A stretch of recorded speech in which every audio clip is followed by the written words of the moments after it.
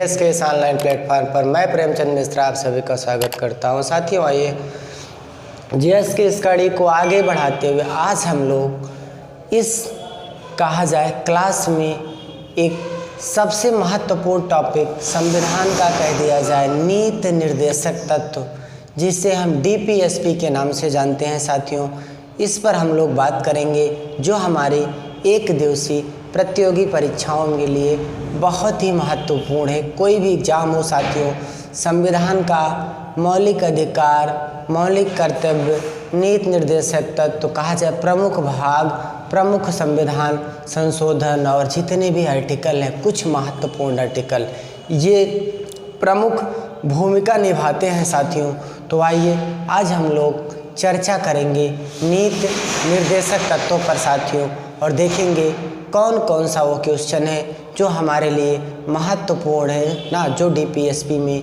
दिया गया है। तो साथियों आइए स्टार्ट करते हैं डीपीएसपी नीति निर्देशक तत्व। तो सबसे पहले हम ये जानने की कोशिश करेंगे कि लिए कहाँ से गए हैं। तो कहा जाए ये आयरलैंड के संविधान से लिया गया है। कहाँ से साथियों? आयरलैंड के संविधान से नीति निर्देशक तत्व लिया गया है। कह दिया जाए इनकी संख्या कितनी है साथियों?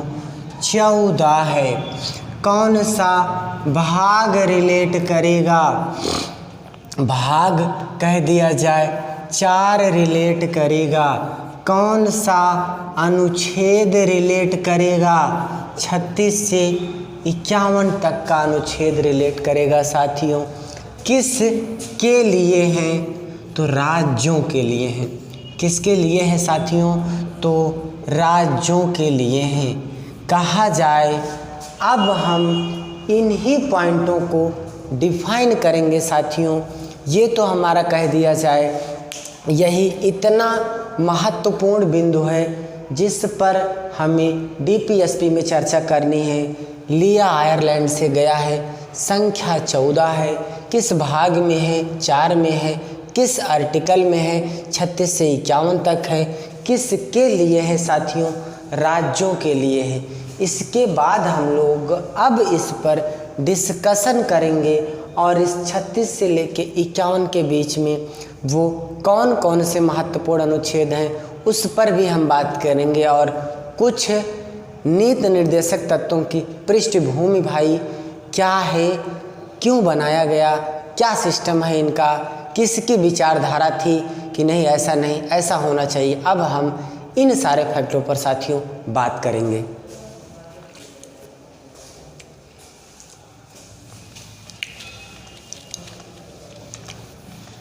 अब हम बात कर लेते हैं साथियों। कह दिया जाए नीति निर्देशक तत्व किसके लिए हैं भाई? राज्य के लिए हैं या सरकार के लिए हैं? कह दिया जाए क्या ये न्यायालय में वाद योग्य हैं? तो हमारा जवाब आएगा नहीं। क्या ये वाद योग्य हैं? तो कह दिया जाए नहीं, वाद योग्य हैं तो हमारा जवाब होगा नहीं, क्योंकि हमारा आर्टिकल 37 साफ साफ कहता है कि ये न्यायालय में वाद योग्य नहीं है। बात कर लें कि इसकी परिभाषा किस आर्टिकल में दी गई है। नीति निर्देशक तत्वों की परिभाषा साथियों 36 नंबर के आर्टिकल में क्या है?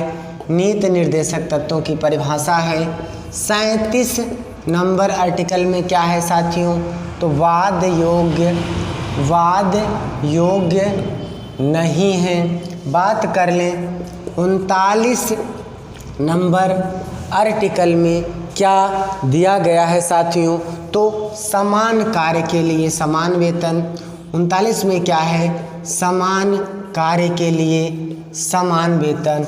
और यही आर्टिकल लेके शिक्षा मित्र कुछ समय पहले सुप्रीम कोर्ट में गए थे कि भाई हमारे 39 नंबर आर्टिकल में साफ साफ कहा गया है कि समान कार्य के लिए समान वेतन। तो हम भी टीचर हैं, हम भी पढ़ा रहे हैं और वो भी पढ़ा रहे हैं, तो कार्य दोनों का समान है तो वेतन भी समान मिलना चाहिए। तो सुप्रीम कोर्ट ने कहा कि शायद आपको पता नहीं है कि ये आर्टिकल हमारा डीपीएसपी में आता है जो राज्य की इच्छा के ऊपर निर्भर करेगा। इसमें हम कुछ नहीं कर सकते क्योंकि साफ साफ 37 कह रहा है कि ये वाद योग्य नहीं है। अगला साथियों 39A की बात कर लिया जाए तो निःशुल्क विधिक सहायता। निःशुल्क विधिक सहायता अर्थात जैसे कोई कह सकते हो कि भाई मुकदमा लड़ने में असमर्थ है, वकील करने में असमर्थ है, तो उसे निःशुल्क विधिक सहायता दी जाएगी। अगला बात कर लें आर्टिकल हमारा 40 साथियों कह दिया जाए ग्राम पंचायतों का गठन। भाई किसका? ग्राम पंचायतों का गठन हमारा 40 कहता है। 41 की बात कर लिया जाए तो विधवा और वृद्धा पेंशन। विधवा प्लस वृद्धा कह दिया जाए क्या साथियों? पेंशन। अगला हम बात करते हैं साथियों 42 में क्या कहा गया है? तो 42 में कह दिया जाए साथियों प्रसूति सहायता। आर्टिकल 42 में क्या है? प्रसूति सहायता। प्रसूति सहायता साथियों जो यहाँ से प्रदान की जाएगी। अगला हम बात कर लें 44 साथियों समान सिविल संहिता। कह दिया जाए क्या है? समान सिविल संहिता जो इकलौता राज्य गोवा में लागू है साथियों। इसके बाद हम बात कर लेते हैं 47 की बात कर लें साथियों।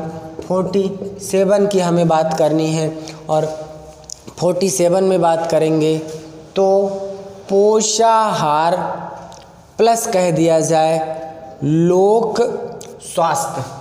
अर्थात हम कह सकते हैं मादक पदार्थों पर रोक सरकार लगा सकती है। किस आर्टिकल के तहत? 47 के तहत साथियों। बात कर लें 48 की बात करेंगे तो दुधारू पशुओं के वध पर रोक। दुधारू पशुओं के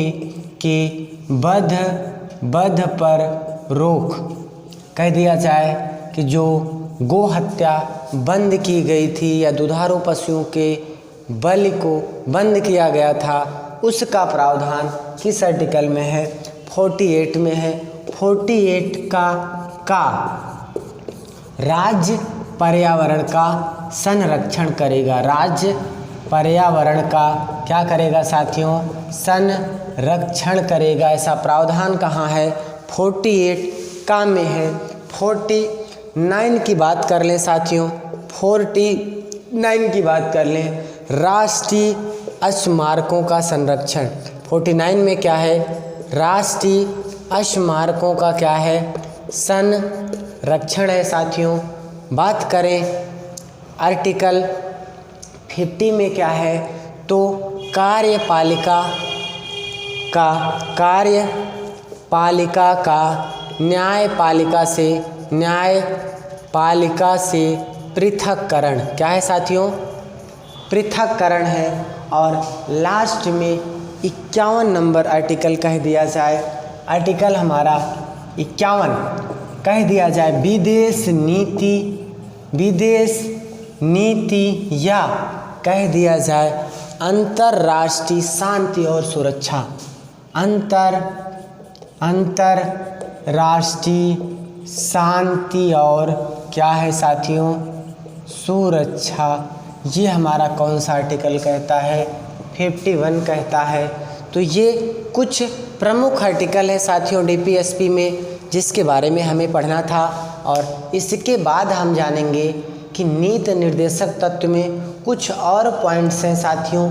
एक कोटेशन है नीति निर्देशक तत्व के बारे में केटी शाह का। ये क्वेश्चन, ये कोटेशन बार बार पूछा जाता है कि ये कथन किसके लिए है और किसने कहा है साथियों।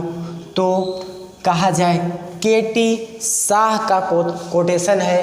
केटी शाह का कोटेशन है और कहा है कि नीति निर्देशक तत्व एक ऐसा चेक है, नीति निर्देशक तत्व एक ऐसा चेक है जो बैंक की सुविधा अनुसार दे है। सुविधा अनुसार क्या है? दे है, मतलब राज्य की मर्जी, चाहे तो दे और चाहे तो ना दे। राज्य पूरी तरह से स्वतंत्र है, उसके लिए कोई इंसान कोर्ट नहीं जा सकता है। जैसे कह दिया जाए एक महिला को पेंशन मिल रही है, एक महिला को नहीं मिल रही है, तो अब वो दूसरी महिला कहो कोर्ट चली जाए कि नहीं उस महिला को मिल रही, मुझे नहीं मिल रही है, तो नहीं। ये राज्य की इच्छा के ऊपर डिपेंड करते हैं साथियों, चाहे तो दे चाहे तो ना दे। लेकिन किसके लिए है डीपीएसपी? तो राज्य के लिए है या सरकार के लिए है साथियों। इसके बाद हम बात करते हैं कि गांधी दर्शन का जो समावेश है वो कहाँ है। ये भी क्वेश्चन बना है कि गांधी दर्शन का समावेश अगर हमसे पूछ ले तो भी नीति निर्देशक तत्व या भाग 4 या नीति निर्देशक तत्व। अगला कह दिया जाए साथियों, कल्याणकारी राज्य की स्थापना अगर हमसे कह दे तो भी हमारा जवाब भाग 4 या नीति निर्देशक तत्व ही होगा साथियों।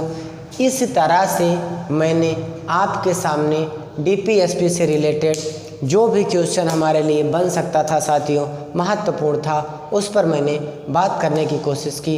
तो साथियों वीडियो कैसा लगा? ज़्यादा से ज़्यादा आप इस वीडियो को लाइक करिए, शेयर करिए, चैनल को सब्सक्राइब करिए और कमेंट बॉक्स में एक अच्छा सा कमेंट लिखिए ताकि हमें ये मालूम पड़े कि हम जो काम कर रहे हैं वो बेटर है कि नहीं है। और आप अपना सुझाव दीजिए, आपके सुझाव हमारे पास सादर आमंत्रित है साथियों। ना अगला वीडियो किस टॉपिक पे चाहिए आप हमें ये भी कमेंट बॉक्स में लिख सकते हैं ताकि मुझे उस पर काम करने में खुशी होगी साथियों। तो आज का वीडियो हम लोग इसी पर क्लोज करते हैं। मिलेंगे अगले वीडियो में एक नए जोश के साथ, एक नए उत्साह के साथ साथियों। जय हिंद।